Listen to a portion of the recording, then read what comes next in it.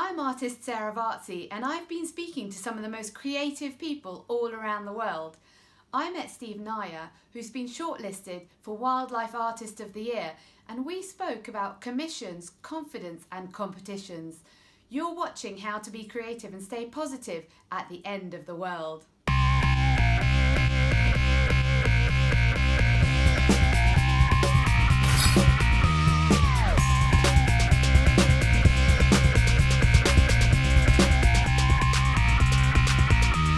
Hi Steve. Hi Sarah. So tell me a bit about your work. Well, there's one behind us there. Basically, they're a metre square and they feature typically, although the robin's not endangered species. And what I do is I create an awareness of the animals that are endangered. And then when the painting sells, I'm able to give a significant donation to an animal charity that's working to help preserve those creatures in the wild. Oh, fantastic. And can you tell me a little bit about your background and how you came to make your art? Okay, so my background is in design and advertising, so that's where I did most of my working life, was in design and advertising. But then more recently strangely enough, the thing that led me onto this was I did a painting of a cat for my wife and I cropped it in an unusual way. And I started thinking this would be amazing if I could do it much, much larger. And so I did a series called Windows of the Soul, just focusing on the eyes of animals. Oh, wow. And that was okay, except I still felt the paintings weren't working hard enough. Uh-huh. And so that led me on to, and that's where about the time I became aware of the IUCN Red List of endangered species, is the definitive list of how animals are faring in the wild. And so they will categorize each species as either extinct in the wild, critically endangered or vulnerable. And I use that as an indicator of which species demands my attention next. So I actually use that as a yardstick really when I'm deciding what I'm going to paint. Oh, great. So what have been some of your favourite animals to paint so far? I quite like primates. I quite like primates because it's always a challenge, because you know, whether you're painting skin or whether you're painting fur or whether you're painting scales or feathers, each one is a unique challenge. And I think when I first started on this journey painting animals, I always used to get to a point and I'd say, I can't do it. I'd go home. I'd be really annoying to my wife. I'd go home and say, I just can't do it. I can't do this. This is impossible.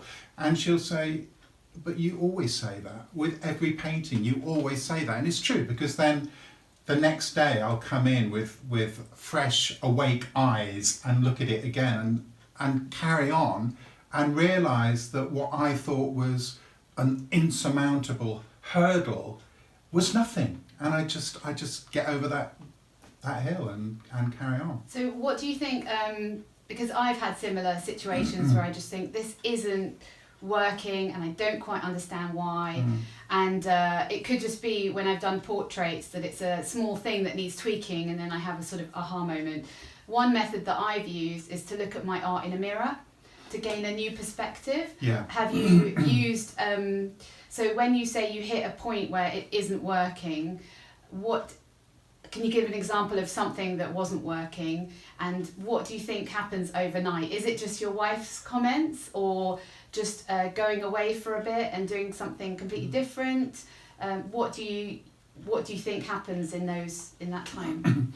Well, I used to work in design and advertising, and sometimes I'd have a team of designers at the computers working for me, and sometimes it felt as if they'd left their design ability somewhere in the next room. because they got so bogged down focusing on what they were doing with the software program on the computer that actually there wasn't any real creativity coming through. So I would then arrange for us to go off to see a museum or something in London, get out of that environment. Or I had my studio at that time as a messy room.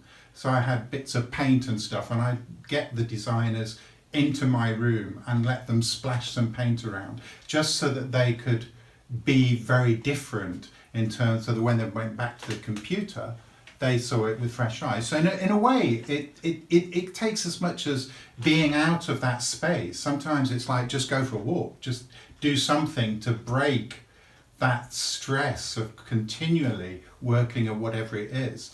And I think there's a bit of that. And sometimes, like you said, sometimes I'll turn the painting upside down and paint with the painting upside down. Oh, you do that too? Oh yeah, I do that too. Yeah. So it just gives you a completely different take on things. And then you're not looking too much at what you're painting. You're looking at shapes and you're looking at colours in a different way. So that helps as well. So for the last, this would be the 4th year that I am entering Wildlife Artist of the Year, which is run by the David Shepherd Wildlife Foundation. And for the last 3 years I've been shortlisted, so it's been something I do. And one of the categories this year is called animal behaviour.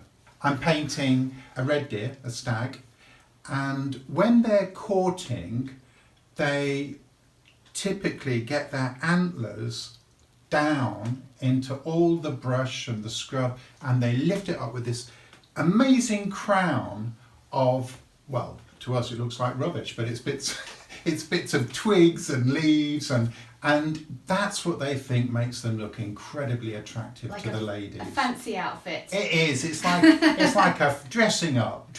Look at me. I've got all this stuff on my antlers, and I look great. So it's like a fancy dress for stags, and I'm painting a stag with all that in his antlers, ready for the animal behaviour. It would be so interesting to take pictures, almost like a dating app. You would say, well, that stag got more attention, but why is it? Is it the extra green leaves? Yeah. Or is it the they have a few extra branches? Or what makes that stag's foliage more attractive to the female? I wonder if that's been analysed. You'd have to get into the mind of a doe for that to be. And Okay. I'm not sure that they're, advanced as we are, I don't think we can quite do that just yet. The first year I was really gutted that I didn't win, and now I'm not expecting to win at all, and it's a strange thing, and it's not about winning, it's actually, again, I started to think, why am I doing this? And I think the reason I'm in that particular competition is to bring awareness to the work that I'm doing, which is to help these species that are at risk. And so by having an animal portrait, if you like, there, and to be able to sell it, because that's the other thing, I have sold paintings at Wildlife Art of the Year, is a real plus, because it's helping them as an organisation in the valuable work they do, but also it's bringing that kind of awareness to everywhere. I go and teach in Mauritius every year, and this year, and I have been focusing on painting the endangered wildlife in that island. But I'm running out. I mean, there's in terms of mammals, the biggest mammal they have there that's endangered is the fruit bat. And so I love there, bats. So when I went there, I was able to spend some time with fruit bats, and I was hand feeding them. Wow. And they are such characters. They are amazing. So I was feeding them, taking photos, and just getting a sense of what a fruit bat was all about. And then I did this painting when I was teaching. I painted a fruit bat, and it was great because I'd always wanted to do a bat because I wanted to hang the painting upside down. So is it just the face? It's just the face, but it hangs upside down. Has that one sold yet? Yeah, it's sold in the course. Because bats, I think some people really can't stand them. But they're so cute. But if you love them, it's a bit like Marmite. Yeah. Like love or hate. Yeah. Nobody is ambivalent about bats. But bats are great. I mean, and actually, this is fun. He's a cute face. I mean, they're foxes. They're flying foxes. So they're really cute, and they've got big eyes, and so what's not to like? Do you find that you feel differently when you're doing a commission as opposed to an animal or a portrait that you have chosen to do yourself? No, because when I get a commission, I usually, well, always have a conversation with the person that I'm doing the commission for, and I will steer it around to what I want to do. So it's what they want, but it's basically very much in keeping with what I'm doing anyway. So it is a commission, but it's not going to take me away from what I'm trying to achieve with my own work. And are they normally wild animals that the commissions are? Yeah, I mean, I'll give you an example. I was approached, I had an article that was in Devon Life about me, and there was a woman she was from somewhere in the Isle of Wight or somewhere, that contacted me. And she wanted me to paint an orangutan. And I've painted so many orangutans, as it turns out. And it wasn't like I didn't want to do an orangutan, and I was quite happy to. But we continued the conversation, and I was asking her if there was anything else that she particularly felt drawn to. And she told me this story about there was a red squirrel that used to regularly come to their window and just tap on the window because they had a walnut tree. And I just did a picture of a red squirrel holding this walnut, nibbling this walnut. Oh, I think I've seen that one. Yeah, and that was a commission. But it was interesting because up to that point, I'd been doing wildlife in terms of from all around the world. And it led me to start thinking about our own wildlife, British wildlife, and the plight that the animals are in that are on our own doorstep. So that then led on to a whole new series, which was all about focusing on British wildlife. So in your art career, can you think of any particular moment or difficult challenge that you've had to overcome? I think the most difficult challenge that I've had to overcome as a creative is self-confidence.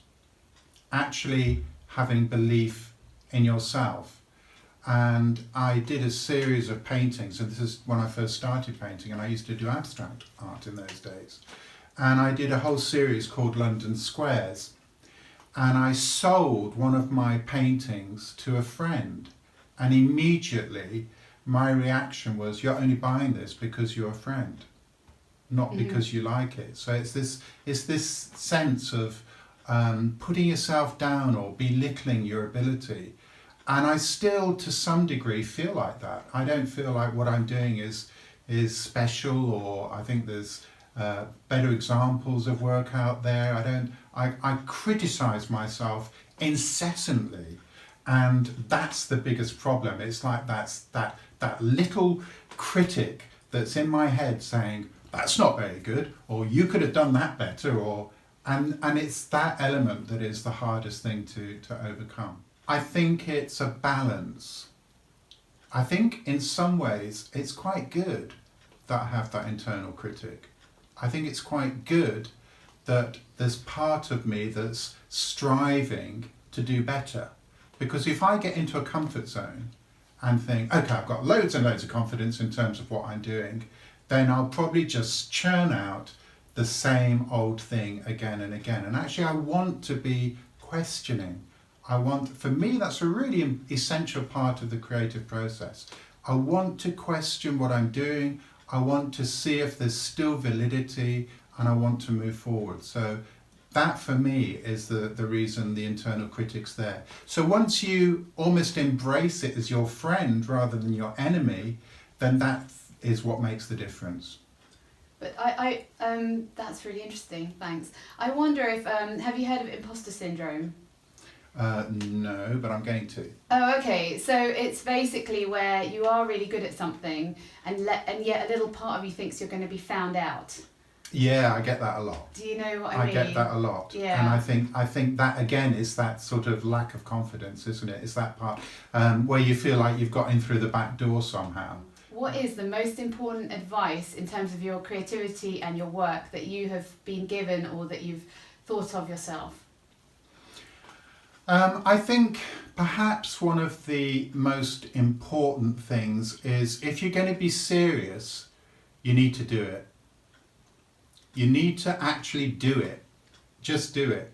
In fact, I used to work on Weetabix for a long time, drawing Weetabix characters, which shows my age, but it's going back a bit. And one of their slogans was just do it.